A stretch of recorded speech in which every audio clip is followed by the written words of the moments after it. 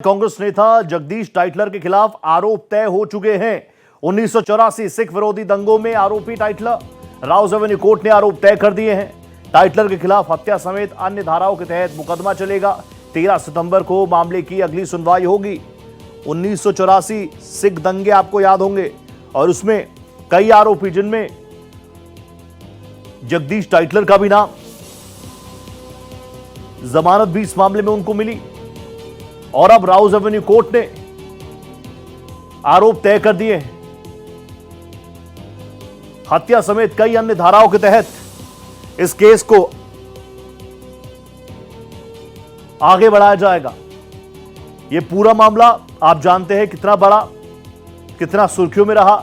Jagdish Tytler का नाम, कई अन्य कांग्रेसी नेताओं के नाम रहे, वो आपने सुने होंगे मीडिया रिपोर्ट्स में, टीवी रिपोर्ट्स में।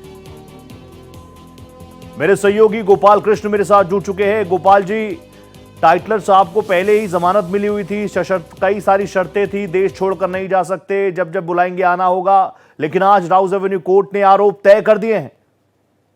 जी बिल्कुल रोहित, क्योंकि इस मामले में चार्ज से लेकर के बहस चल रही थी और बहस पूरी होने के बाद कोर्ट ने फैसला सुरक्षित रखा था और आज कोर्ट ने यह माना है कि जगदीश टाइटलर के खिलाफ हत्या यानी कि 302 सहित विभिन्न धाराओं के तहत मुकदमा चलाने के लिए वर्तमान में पर्याप्त सबूत कोर्ट के पास मौजूद है और यही कहते हुए हत्या सहित विभिन्न धाराओं के तहत कोर्ट ने आरोप तय कर दिए हैं।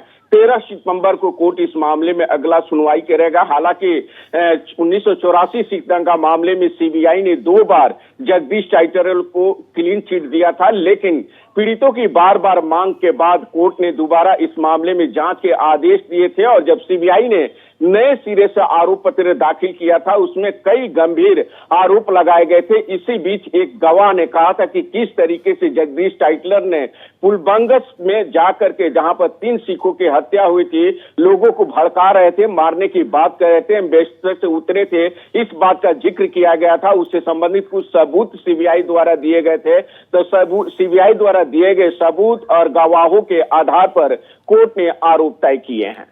Thank you so much Gopal ji, नजर आप बना रखिएगा।